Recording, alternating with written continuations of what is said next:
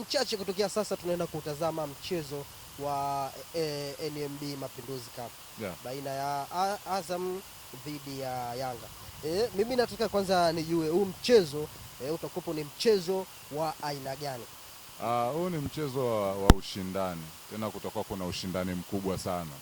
Tunapozungumza ushindani, mchezo wote wa fainali lazima pawe pana ushindani.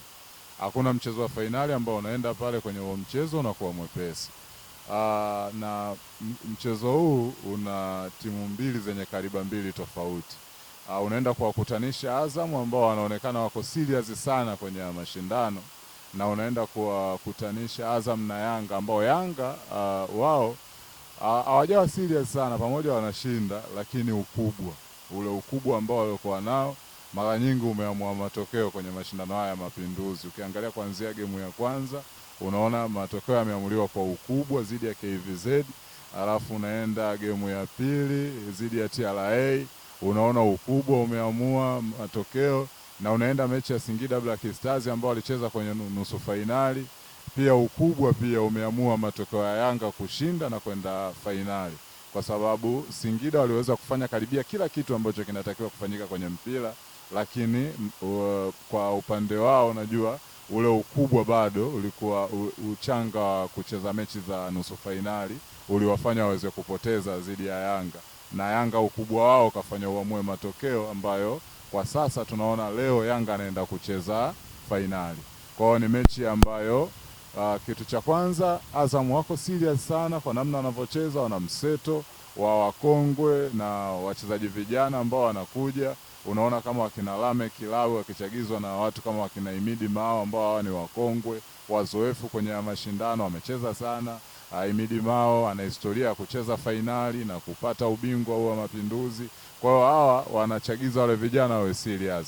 Lakini kwa upande wa Yanga wanaangalia quality yao ya kikosi, aina ya wachezaji na ule ukubwa wao kwa taifa la Tanzania.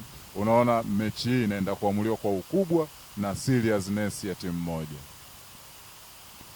Kocha Ibenge amesema wachezaji waliokuwepo timu ya taifa hawatutumiki.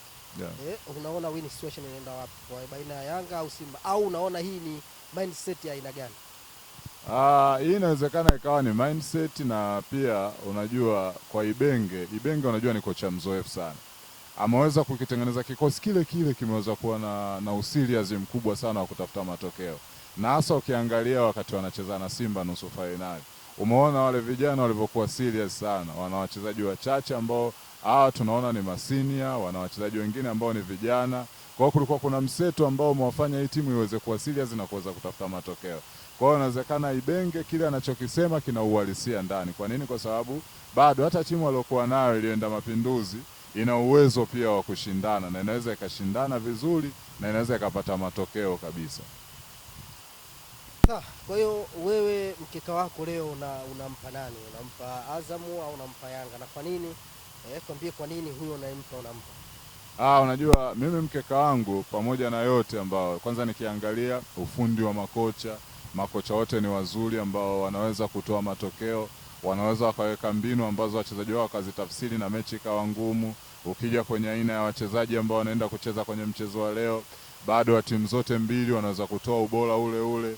Lakini ukija sasa kwenye eneo la kusema unatabiri, unaanza kumpa yule ambaye kwanza unaona quality yake ya kikosi ni kubwa. Hapo tunamsemea Dar es Salaam Yanga Afrika. Quality yake ya kikosi ni kubwa sana, ukubwa wa timu wenyewe, namna ushindani uliopo ndani ya timu, unaona Yanga moja kwa moja imechi kama ni ya kwake. Kwa hiyo kama Yanga anaenda kupoteza, tunasema ni sehemu ya game tu, Yanga kapoteza. Lakini ukiangalia katika mazingira yote ya kuandaa mchezo mpaka kufikia wakati wa mchezo, unamwona Yanga ndo anapewa nafasi kubwa sana. Maestro, jana tumeona Yanga wanamtambulisha mchezaji raia wa Uganda anaitwa Starboy, Alan Okello. Unaiona nafasi ya Alan Okello kuanza leo? Leo moja kwa moja sio muongo. Sina uhakika sana kama anaweza kuanza. Labda itokee tu miemko ya viongozi wamlazimishe kocha na benchi la ufundi waweze kumwanzisha Alan Okello. Kwa sababu kwa taarifa tu Alan Okello jana ndo ametua, ina maana hajafanya session yote ya mazoezi na wachezaji wa Yanga. Kwa hiyo kidogo itakuwa ngumu kumwona Alan Okello akiwa anacheza. Wamefanya usajili mzuri, ni mchezaji mwenye X factor ambao anahitajika na timu yoyote Tanzania, lakini moja kwa moja leo kusema atakuwa sehemu ya kikosi na kucheza